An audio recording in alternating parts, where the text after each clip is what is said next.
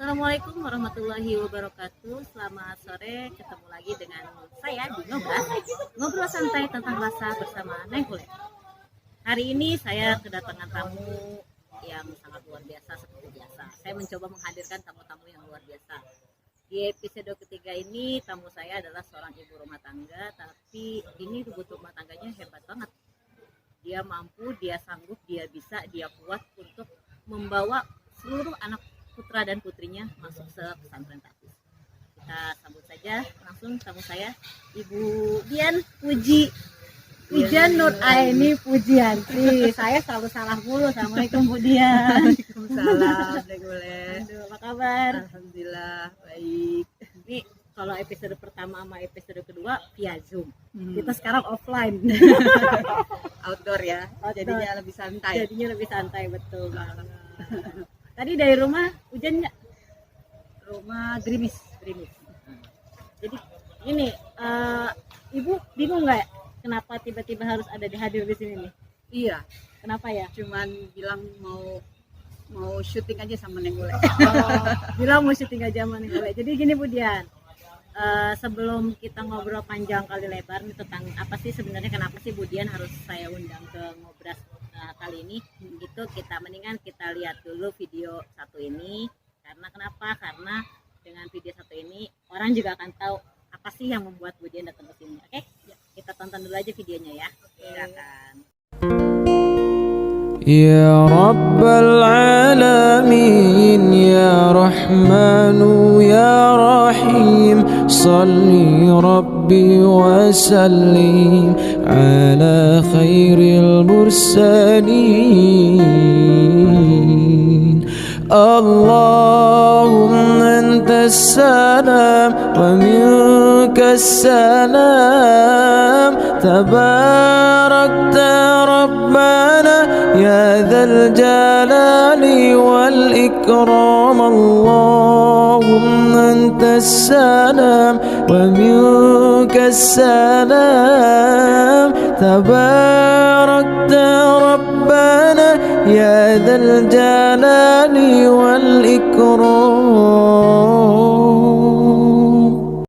Allahumma antas salam wa minkas salam, tabarakta Rabbana ya dzal jalali wal ikram. Allahumma antas salam wa minkas salam, tabarakta Rabbana ya dzal jalali wal ikram.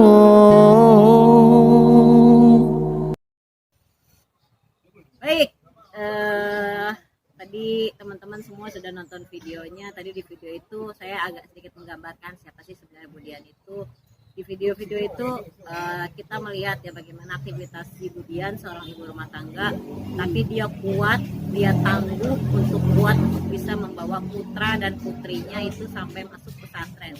Pesantrennya ini bukan pesantren yang biasa, tapi pesantren ini benar-benar pesantren yang tidak ada sekolahnya, tapi khusus Tafis. Betul Bu Dian? Nah, di video tadi itu saya ngeliat itu ada anaknya ada 3, tapi yang ada 4, tapi kesininya jadi ada 3 gitu kan. Iya. Itu boleh ceritain sedikit aja? Ya. Bismillahirrahmanirrahim. Ya, saya punya putra dan putri ya. Punya putranya 3, punya putrinya 1. Anak saya ada 4, jadinya yang 1 sudah menghadap Allah. Sudah dipanggil sama Allah, yang bernama Muhammad Zikra Ahadin, pada usia 3 tahun ya.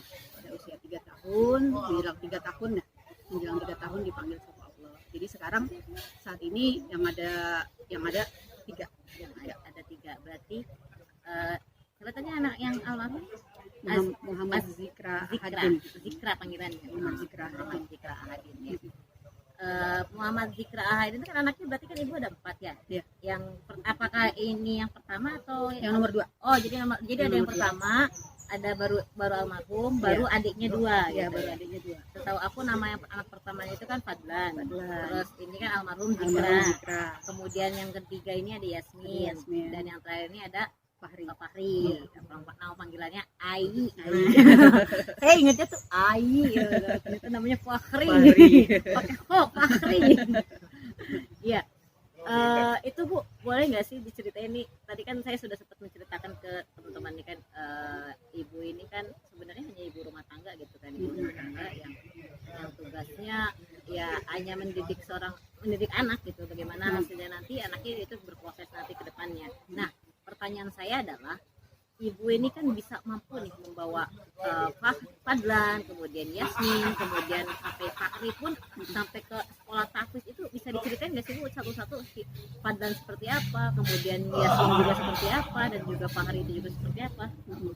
Ya, jadi semuanya sih berawal dari Fadlan ya. Berawal dari Fadlan, keinginan untuk pesantrennya tuh dari SD gitu. Jadi memang dari awal ibaratnya punya anak kita nggak pernah ada rencana untuk anak-anak masuk pesantren gitu sebetulnya ya. Cuman ya diperjalankan oleh Allah gitu, tiba-tiba anak-anak jadi pesantren semua gitu. Yang mungkin berawal dari Fadlan kan waktu usia SD itu minta sendiri untuk mondok sekolah di pondok pesantren Pak, untuk melanjutkan lulus SD-nya gitu, ke SMP-nya dia mau minta ke pondok pesantren gitu. Ya jadi berawalnya ya itu waktu kelas 4 SD itu ikut itikaf gitu. Ada kebetulan alhamdulillahnya, maksudnya anak-anak tuh di dalam sekolah sudah dipilihkan gitu, memilih untuk sekolah yang terbaik lah ya buat anak-anak gitu kan, ikhtiarnya sebagai orang tua gitu. Karena kan setiap orang tua itu kan mendambakan anak-anak yang soleh dan soleha gitu. Jadi salah satu nih ikhtiar kami ibaratnya memberikan pendidikan yang baik buat anak-anak kami gitu. Jadi Fadlan, Jasmine, Fahri pun alhamdulillah dari sekolah dasarnya dikasih di sekolah Islami gitu. Nah setelah itu Fadlan pas usia SD, kelas 4 SD tuh udah minta di pondok pesantren. Akhirnya ya kami pilihkan pesantren yang terbaik gitu ya, menurut versi kami ya. Karena kan setiap orang tua tuh punya mendidiknya versi masing-masing gitu. Ya alhamdulillahnya Fadlan masuk pesantren. Awalnya sih masuk pesantren biasa, maksudnya pesantren yang ada sekolah umumnya gitu ya, pesantren sekolah Islam. Nah tapi di kelas 2 di semester 1 Fadlan berubah minatnya gitu. Ternyata Fadlan lebih memilih untuk memperdalam Al-Quran, lebih fokus untuk menghafal Al-Quran. Jadi kelas 2 itu pindah ke pondok tahfiz. Kebetulan kelas 2 SMP. Kelas 2 SMP pindah ke pondok tahfiz di Parung Bogor. Nah di sana alhamdulillah Fadlan bisa menyelesaikan hafalannya gitu. Nah, lalu sekarang lanjut di SMA di Klaten di Jawa Tengah gitu. Ada pesantren tahfiz juga. Tapi nggak ada program pendidikan sekolah biasanya kan, sekolah aliyah itu apa khusus tahfiz aja kan? Ada sih muadalah namanya. Muadalah jadi mereka hanya mempelajari pelajaran umum itu 1 minggu sekali. Tapi setiap Sabtu Minggu ada. Tapi tetap fokusnya tetap di tahfiz itu sendiri ya. Tahfiz. Oke. Terus selanjutnya Yasmin gimana nih Yasmin apa tiba-tiba jeleng enggak, kalau perempuan sendiri loh ini ya. Kalau Jasmine itu dari SD itu udah kelihatan minatnya pada Al-Qur'annya tinggi gitu ya. Di sekolah dasar pun dulu kan sekolah di SDIT Insan Mandiri, dulu juga Jasmine anaknya aktif karena setiap sekolah kan punya metode baca Al-Qur'annya masing-masing gitu ya. Jadi Jasmine kebetulan bisa gitu dengan lagamnya, dengan nadanya metode sekolah tersebut gitu ya. Jadi alhamdulillah sering tampil di depan, jadi kayak seperti qori'ah gitu ya. Tilawatil Qur'annya sama Yasmin misalnya gitu. Lebih ke tahfiz sih, hafalan Qur'an gitu.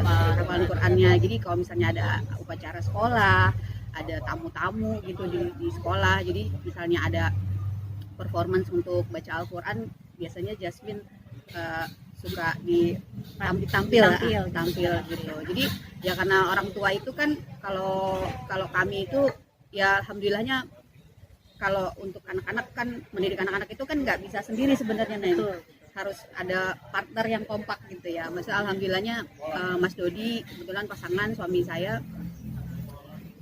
kompak itu, kami kompak dalam mendidik anak-anak gitu. Jadinya alhamdulillahnya seperti itu. Jadi anak maunya apa, jadi kita komunikasikan dengan anak maunya gimana itu kita komunikasikan, tapi tetap kita orang tua mengarahkan anak maunya apa gitu. Jadi kita cuman hanya orang tua hanya mengarahkan. Ya kebetulan Jasmine juga ternyata minatnya ke tahfiz juga gitu. Ya udah, jadi alhamdulillah sekarang sudah selesai SMP-nya, sekarang melanjutkan beasiswa di Turki, di negara Turki. Perempuan udah anak kedua perempuan berangkat ke Turki, gimana nih Bu perasaan Bu Dian? Kemudian ini kan nggak semua orang tua sanggup bisa melepas anak gadis, anak kecil lah ibaratnya, masih SMP kan ya, masih remaja lah, melepas dia harus ke Turki di sana, dan di sana pun tidak ada siapa-siapa gitu. Itu bagaimana meyakinkan diri Bu Dian, meyakinkan diri Pak Dodi, kemudian keluarga lah ya, terus kemudian Yasminnya itu sendiri gitu kan. Biasanya kan tiap minggu kan dijenguk nih ya, ada pengobat hati lah kalau tiap minggu dijenguk. Ini kan nggak bisa jenguk ya Bu, jauh mahal. Nggak bisa, jauh mahal. Gimana Bu meyakinkan Yasminnya itu Bu?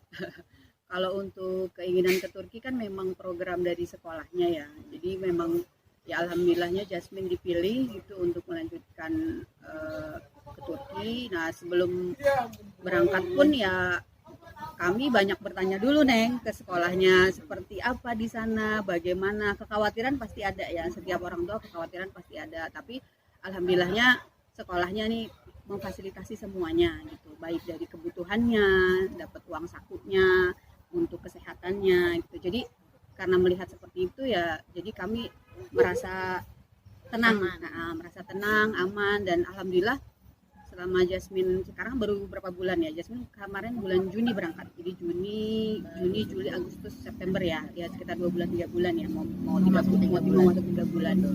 Jadi alhamdulillah sih komunikasinya lancar gitu. Jadi mereka kasih handphone seminggu sekali untuk kita komunikasi gitu. Oh jadi nggak handphone sendiri gitu, tapi mereka dari pihak pesantren di sana memberikan fasilitas handphone untuk komunikasi sama orang tuanya di rumah. Handphone sendiri sih, cuman maksudnya dikasih fasilitas wifi gitu. Oh gitu. Handphone sendiri tapi dikasih fasilitas wifi, jadi bisa komunikasi dengan keluarga di Indonesia. Betul. Oke, berarti sekarang sudah 3 bulan. Iya, sudah jalan 3 bulan. Betul. Komunikasi sama Yasmin gimana? Maksudnya, Ma aku di sini, Ma aku di situ, Ma aku begini, Ma aku begitu. Maksudnya ada nggak sih Yasmin ketika Yasmin ngeluh gitu kan, atau ketika Yasmin pengen, Ma aku nggak betah ngumpul, aku kangen Mama, gitu kan, Mama aku kangen Indonesia, kangen makanan Indonesia, ibaratnya gitulah. Gimana meyakinkan Yasmin lagi biar teguh lagi? Ya alhamdulillahnya sih awal-awal aja ya, maksudnya rasa kangen ada, kayak homesick ya, maksudnya kangen rumah, kangen mama, kangen ayah, pasti ada lah, setiap anak tuh pasti merindukan rumahnya gitu ya, merindukan orang tuanya ya. Tapi kembali lagi selalu dimotivasi, diingatkan lagi tujuannya, niat dan tujuannya ke sana untuk belajar, untuk ilmu gitu. Jadi ya alhamdulillahnya Yasmin kalau untuk makanan, karena di sekolah sebelum berangkat itu sudah dibiasakan makanan Turki gitu. Nah, jadi maksudnya udah terbiasa, lidahnya udah terbiasa, dan kebetulan Jasmine juga ya nggak ada masalah lah, suka dengan nggak ada pilihan makanan kan, nggak pilihan kan makanannya. Ya di sana kan makanan utamanya roti ya, bukan nasi kayak kita nih. Kita kan kalau nggak bisa pakai nasi nggak makan. Iya, makanya alhamdulillahnya Jasmine karena di sekolah sebelumnya udah dibiasain, makanya selalu kita tanya tuh, kakak gimana gitu, untuk makanan dan masalah enggak mah alhamdulillah. Tapi kan juga sebelumnya kita bawain ini Neng, bekal. Kayak kan bekal juga nggak bisa cuma sebulan doang, nggak bisa sampai 3 tahun. Paling ya lumayan bisa buat 3 bulan pertama ya, supaya nggak terlalu kaget gitu. Jadi kita bawain bekal juga, kayak orek tempe, makanan kering, makanan keringan gitu, kayak kentang Mustafa gitu kan. Ya sih, jadi ya alhamdulillah Yasminnya sekarang ya happy aja, nggak ada masalah apa-apa gitu, semuanya berjalan baik-baik aja. Nah, sekarang si bungsu nih, yang Mm-mm. bungsu nih. Mm. Gimana ikutan juga nih sampai sampai pengen ikutan jadi masuk sekolah, tapi sampai ikut-ikutan atau emang dia mau niat sendiri atau disuruh sama Bu Dian sama Pak Dodi nih, ayo deh kamu juga harus musikaltis deh kayak kakak-kakak kamu deh gitu. Itu untuk Pak Hari itu sendiri gimana Bu? Untuk Fahri sendiri sama sih, kita juga waktu mau, ini kan baru masuk SMP kan, nih baru 40 hari nih kemarin, baru ketemu lagi nih. Jadi Kemarin hari nggak ketemu. 40 hari nggak ketemu, 40 hari pertama gitu. Jadi sebelum memilih untuk masuk pesantren pun sama Neng, kita ajak komunikasi dulu gitu. Anak-anak kan memang dari kecil udah terbiasa diajak komunikasi ya, utamanya komunikasi itu paling utama gitu di dalam keluarga gitu kan. Jadi kita tanya dulu, misalnya adek mau lanjutin sekolah kemana gitu. Sebenarnya sih kalau dari pihak saya sama Mas Dodi sendiri sih kepengen satu yang nggak pesantren ya, biar nggak terlalu sepi gitu rumahnya. Ini kan semuanya pesantren gitu, Masya Allah gitu. Ya ini sih anugerah ya, Neng. Anugerah. Nggak semua anak pengen seperti itu. Iya, Apalagi keinginan sendiri kan. betul. Anugerah dari Allah gitu. Allah takdirkan anak-anak mau pesantren ke atas kemauannya sendiri gitu. Jadi kalau Fahri sendiri sih karena mungkin ngelihat kakak-kakaknya ya, pengalaman kakak-kakaknya di pesantren gitu. Cuma ya udah ngobrol pahit-pahitan nih, ibaratnya adek dia nanti di pesantren itu akan ketemu teman berbagai macam karakter gitu ya. Ibaratnya yang nggak seperti di rumah yang harus ngertiin adek gitu. Adek mau apa aja juga harus sendiri, sekarang harus mandiri gitu. Ya pahit-pahitnya udah dikasih tahu lah. Tapi ya, alhamdulillahnya anaknya berpegang teguh untuk mau pesantren gitu, mau memperdalam Al-Quran. Ibaratnya kalau Fahri sih bilangnya ya mamah, yang penting aku mau menghafal Al-Quran dulu. Nah kalau misal pun nanti aku cita-cita aku ingin menjadi profesi yang lain gitu, nggak apa-apa kan mah, nggak apa-apa. Saya bilang terbuka aja. Misalnya kalau misalnya ade mau jadi dokter, mau jadi insinyur, mau jadi arsitek, mau jadi apa, nggak apa-apa. Tapi dia bilang ya penting hafiz Quran dulu. Jadi nanti kan mau jadi dokter ya dokter yang hafiz Quran gitu, mau jadi insinyur yang hafiz Quran gitu. Ya mudah-mudahan anak-anak istiqomah deh di dalam menuntut ilmu ini. Terus gini Bu, setahu aku sih, bukan sedengar aku, tahu itu kan ibu juga pernah tinggal di luar kan, di Aussie kan, di Australia kan. Nah, itu masa tinggal di Aussie itu anak-anak ikut semua. Anak-anak ikut semua. Terus selama, kalau ayahnya kan 2 tahun tadi S2 di kota Adelaide di Australia Selatan. Oh, di Australia Selatan selama 2 tahun sekolah kanak-kanak, pada dunia sekolah melanjutkan sekolah S2-nya kan ya. Nah, pertanyaan saya, ibu tinggal di negara yang minoritas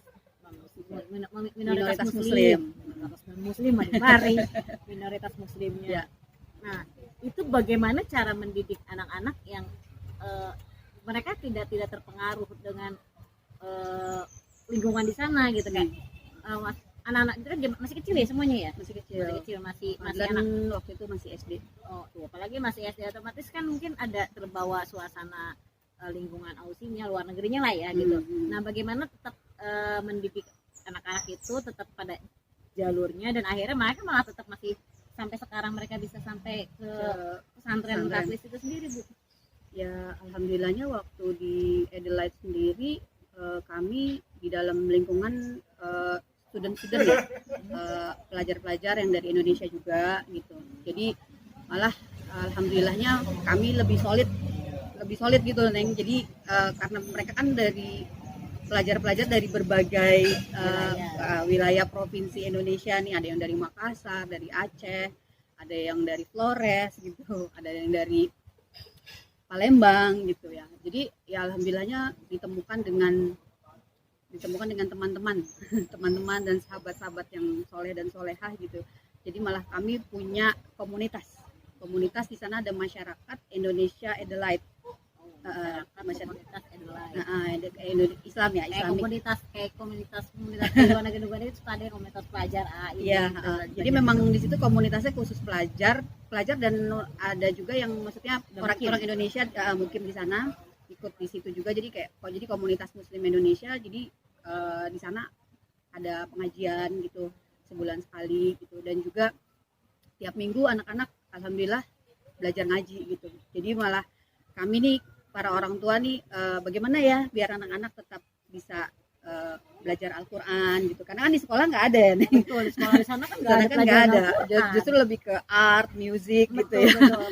ke matematika gitu. Jadi kami nih orang-orang tua yang pelajar-pelajar Indonesia ini minggu sekali nih kita gantian gitu ke rumahnya teman-teman, jadi gantian, jadi kadang di rumah saya, besok di rumahnya siapa gitu. Jadi kita ganti-gantian keliling itu untuk biar anak-anak tetap belajar Al-Quran dengan senang gitu, sambil belajar gitu. Jadi belajarnya santai di rumah, mengisi kekosongan keagamaan nih selama di Iya. Aussie itu belajar keliling ya ibaratnya. Belajar keliling. Belajar keliling. Iya kan, belajar keliling maksudnya dengan dari satu rumah ke rumah yang lain. Dan itu per kelompok ya, maksudnya hari ini di rumah ibu Iya, tiap minggu itu, tiap minggu. Tiap minggu ini ke rumah ibu Iya. ini semua Iya. ke sana gitu. Betul. Oh. Minggu ini di rumah, misalnya di rumah saya, minggu depannya di rumah Bu Yeni, minggu depannya di rumahnya Dokter Hardi gitu. Jadi apa ya? Saya sih melihat kita ukhuwahnya tuh masya Allah gitu. Justru kita di sana makin solid ya. solid. Jadi seperti deket gitu. Keluarga itu jadi kental sekali gitu sama teman-teman pelajar-pelajar dari Indonesia gitu ya. Dan saling bantu gitu, kalau ada yang sakit juga, jadi kita nggak merasa kita nggak punya siapa-siapa gitu, Neng.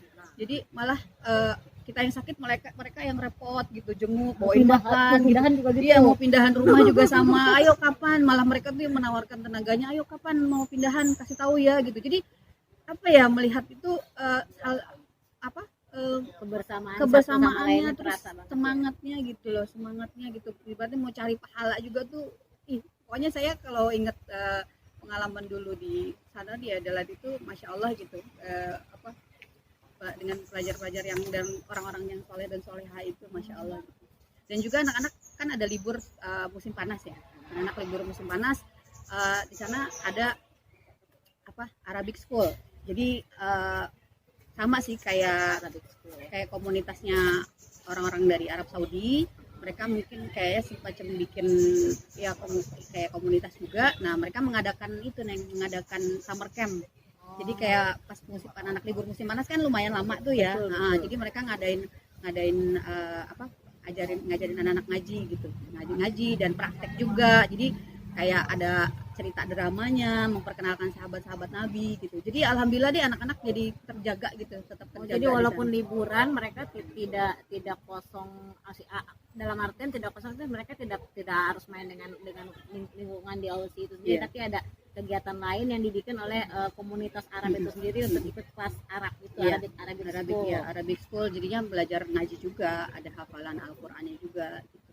Dan juga cerita-cerita kisah-kisah Rasulullah, para nabi gitu. Jadi ya alhamdulillahnya seperti itu. Jadi itu juga komunitas yang muslim di Adelaide itu juga kalau ada kayak lebaran, Idul Adha, Idul Fitri itu ya alhamdulillah deh ya, tetap ada gitu.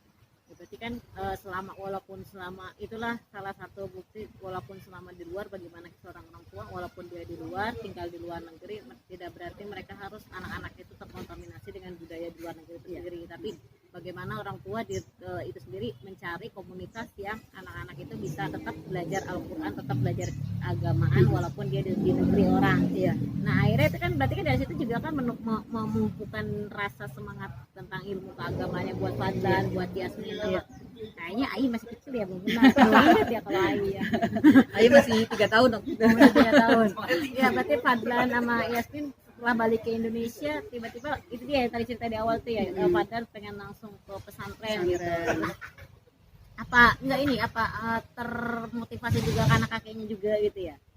Bisa jadi. Oke, Bisa jadi. karena kan nah ini kan dunia pesantren berarti kan ibu kita ini kan sama-sama dari pengersabah itu kan, Iya. maksudnya mursyid kita adalah pengersabah Syekh Ahmad Sunnah Ibu Wafat Tajul Arifin. Nah, bagaimana anak-anak juga dididik otomatis kan Fadlan, Yasmin, Fahri ini kan ibaratnya lah ya regenerasi buat nanti selanjutnya pengembangan mengembangkan Insyaallah. toriko, mengamankan dan melestarikan malah Ya, gitu kan. amin. Amin. Nah, itu ditekenin nggak sih ke anak-anak ya? Ayo, kamu mama sama papa kan atau mama begini apa sih? Mama sama ayah. Oh, mama sama ayah saya bingung. Mama sama ayah kan muridnya pengersabah gitu kan. Yuk kamu juga harus ikut TKN, harus nih harus gitu. Atau ya udah gimana niat kamu aja yang penting itu komunikasi seperti itu aja gimana sih? Kalau untuk masalah komunikasi sih, kalau mereka memang dari mungkin pendidikan, kalau untuk TKN sendiri pendidikannya udah dari waktu hamil ya Neng. Jadi maksudnya dari hamil sudah ya kan, ibaratnya kalau lagi kondisi lagi hamil itu kan mereka di dalam perut ya. Jadi kita zikir sama-sama, sholat sama-sama, ngaji sama-sama gitu. Jadi pendidikan zikir TKN sendiri tuh sudah diamalkan sejak dari dalam perut gitu. Nah ini kayaknya kuncinya nih, kenapa anak-anak jadi suka ngamal Quran nih. Berarti pendidikan selama emang kan banyak yang bilang kan, coba kamu kalau lagi hamil itu lagi masa ngandung baca surat Yusuf atau dengerin murotal gitu. Nanti anaknya A B C D E gitu. Nah ya, ibu melakukan seperti itu sangat pengaruh, memang betul gitu. Berarti emang sangat pengaruh kayak gitu ya? Iya, sangat pengaruh gitu Neng. Jadi ya, dan lagi setelah mereka juga dari kecil gitu sudah diajak ya, makanya maksudnya pendidikan di dalam keluarga itu sangat penting. Jadi nggak cuma mengandalkan dari sekolah aja, pendidikan di dalam keluarga itu penting. Jadi kalau untuk masalah ibadah ya anak-anak diajak gitu Neng, diajak sama-sama, kita sholat sama-sama, zikir sama-sama, kayak itikaf di TKN Center sama-sama gitu. Jadi anak-anak tuh dilibatkan dalam kegiatan ibadah orang tuanya gitu. Jadi kalau misalnya zikir ya jangan sendirian gitu, ibunya jangan ya sholat malam sendiri, zikir sendiri kan gitu. Kalau sholat malam bu dibangunin aja susah gitu. Jadi ada kadang orang tua kan suka, aduh kasihan anak saya bisa diajak sholat malam, itu gimana bu ya? Ini sekalian kasih pesan-pesan ke orang tua yang di sana yang ternyata wah mereka juga kaget gitu, ibu bisa tiga-tiganya bisa membawa tiga-tiganya masuk ke pesantren dan ibunya sendiri kuat gitu loh melepas. Nggak ada orang di rumah yang melepas mereka jauh melanglang buana, yang mending melanglang buananya di Indonesia doang, ada di luar negeri gitu ya. Itu gimana buat kalian pesan-pesan ke teman-teman ikhwan akhwat tuh yang mungkin dengar, gimana cara mendidik anak-anak dari kecilnya, dari awalnya, di akhirnya mereka ternyata bisa seperti ikut seperti semangat seperti Pak dan tiga-tiganya itu. Iya. Ya kembali lagi gitu. Kalau misalnya kita sekarang kan pelajaran parenting Islami itu udah banyak ya. Sekarang udah ada fasilitas YouTube gitu, ada Google, kita bisa cari, bisa searching gitu ya. Parenting Islami itu udah banyak gitu. Dan alhamdulillahnya di sekolahnya anak-anak yang dulu juga saya dibekali dengan parenting Islami gitu. Jadi kita bisa sambil mempraktekkan gitu kan, sambil dengan ikhtiarnya kita nih kita praktekkan apa yang sudah kita pelajari gitu. Nah balik lagi Neng, anak itu kan amanah dari Allah, titipan dari Allah gitu. Apalagi saya pernah kehilangan yang nomor 2 gitu ya. Jadi memang usia kematian itu bukan karena usia tua gitu. Jadi kapan aja Allah mau ambil itu takdirnya seperti itu. Jadi dengan pengalaman seperti itu, makanya kami sebagai orang tua jadi ya membekali mereka dari sejak kecil gitu, dari sejak dini kita libatkan mereka dalam ibadah. Dan lagi juga kan punya cita-cita, kalau Dian punya cita-cita ibaratnya ya mudah-mudahan Allah mengabulkan. Kita pengen berkumpul nggak cuma hanya di dunia aja, kita juga pengen kumpul sama-sama di surga gitu. Jadinya kenapa harus kita melibatkan anak-anak? Ya anak-anak kita sama-sama untuk ibadah kepada Allah, karena kita biar bisa sama-sama menuju kepada Allah juga gitu. Jadi kapanpun kita dipanggil, kita udah punya bekal gitu. Jadi kenapa harus ditanamkan fondasi agama? Ya ibaratnya kita bekalnya orang tua gitu kepada anaknya. Kan kesuksesan orang tua itu adalah bisa mengantarkan anak-anaknya menuju surga. Itu yang paling penting. Ibaratnya bukan sukses karena anaknya nanti jadi pejabat, jadi miliarder atau apa. Enggak, ibaratnya kita punya cita-cita seperti itu. Kalaupun memang Allah kasih umur panjang, mereka bisa menjadi sukses dunia akhirat, alhamdulillah gitu. Jadi ya tujuannya kita ke akhirat gitu. Jadi jadilah orang tua yang mengajak, jangan mau jalan sendiri, jangan mau dekat sama Allah sendiri, tapi ajaklah anak untuk ikut melibatkan diri. Kalau jamaah, yuk Nah, caranya gimana Bu Ibu ngajaknya nih Bu? Iya, kan ada ini ya, misalnya kalau anak-anak itu kan Ada malesnya, ya, ada malesnya, bentarnya. makanya saya juga maksudnya anak-anak sendiri juga kan nggak soleh gitu, yang ini sama aja seperti anak-anak lain, ada kalanya mereka males, ada kalanya mereka apa sibuk dengan dunianya sendiri ya, main dengan permainan gitu. Jadi kalau saya tuh misalnya tipsnya ke orang tua ya, kalau misalnya anak-anak susah diajak sholat gitu, saya selalu mengajaknya dengan cara saya wudhu duluan gitu, nanti pas udah mau sholat saya bilang sama anak-anak, yuk siapa nih yang mau jadi imamnya mama gitu, kalaupun misalnya sama Yasmin, kakak mau jadi imam atau mama yang jadi imam gitu, kita gantian aja, kakak kan udah punya hafalan suratnya udah banyak gitu. Saya ibaratnya sambil memuji dia juga, kan anak-anak juga butuh dipuji nih, butuh diapresiasi. Jadi yang tadinya males juga, mau udah wudhu belum gitu, mau udah wudhu, dia mau udah siap gitu, jadi tinggal nunggu kakak, tinggal nunggu abang nih mau sholat, oh yaudah ntar ya ma aku wudhu dulu gitu. Jadi tanpa kita harus dengan paksaan, bentakan, dimarahin gitu, jadi mereka punya apa, oh ya mau sholat Jadi sama-sama mereka gitu. ngelihat ke orang tuanya, mak gue aja udah wudhu duluan gitu. Agak enak mendingan gue wudhu dulu juga deh gitu. Jadi nggak kamu mau sholat dulu gitu. Iya. Mak udah sholat belum, udah sholat belum, ntar maju dulu belakangan dulu gitu, kayak gitu ya Bu ya. Iya, makanya itu ibaratnya ya kita juga sama-sama gitu Jadi Neng. sama-sama, jadi anak-anak kita menawarkan ibadah, mengajak ibadah, tapi kita udah duluan, jadi anak-anak melihat oh Ya kan orang tua juga sebagai jadi teladan juga. anak-anak kita. Emang tetap komunikasi yang mendidik mereka bertiga ini dengan komunikasi, kemudian melibatkan mereka dalam aktivitas keagamaan gitu kan. Kebetulan ibu juga di TGN Suryalaya kan, berarti kan melibatkan mereka dikir, melibatkan di sini bukan mereka hanya jadi mamu, tapi melibatkan mereka juga diajar, mereka bisa jadi imam, pemimpin khotbah, Mimpin zikir gitu. Berarti kan seperti itu ya. Wah, ini saya contoh nih. Ya mudah-mudahan kita doain ya Neng Oleh, semoga mendapat jodoh yang soleh. Ini bukan promosi saya Bu. Temanya beda. Bukan promosi saya. Nggak apa-apa sekalian. Oh, sekalian ya. Jadi berarti memang kuncinya untuk yang nonton nanti ya, mungkin tadi satu, komunikasi terhadap anak jangan sampai putus. Ya. Yang kedua, Komunikasi paling penting itu. Komunikasi paling penting ya. Terus yang kedua, libatkan anak dalam setiap kegiatan keagamaan orang tua gitu kan. Utamakan tiga, kita jadi pelopor duluan, jadi teladan mereka. Teladan buat mereka. Jadi kompak juga. Kompak dengan pasangan. Oke, ini Karena kalau misalnya cuma ibunya aja yang ibaratnya yang bergerak gitu ya, nggak akan anak-anak nggak akan bisa selaras gitu. Jadi memang harus istri, ayahnya dan ibunya gitu berdiri. ayah dan kekompakan, berarti otomatis harus ada sharing antara ayah dan ibu, harus sharing.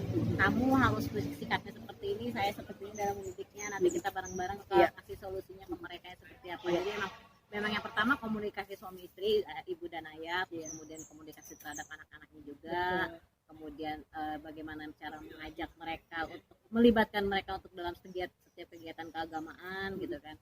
Dan yang terakhir tadi apa? Ya pokoknya intinya kita jadi, yang terakhir adalah jadi teladan. Jadi teladan untuk anak-anak.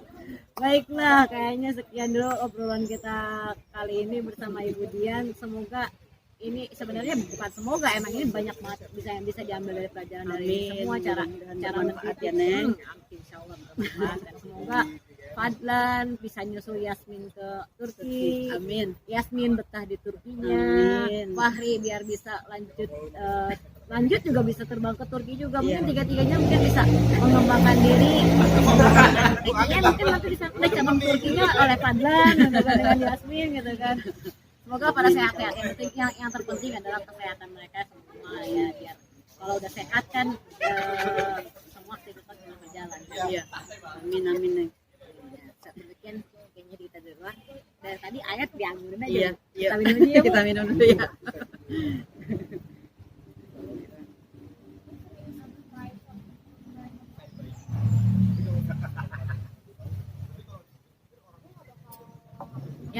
demikian ngobras bareng Neng Kule kali ini sungguh sangat luar biasa sih, ilmunya juga banyak yang bisa kita ambil, sama saya banyak yang bisa kita ambil dari ngobrol sama Bu Dian kali ini. Kita ketemu di ngobras selanjutnya.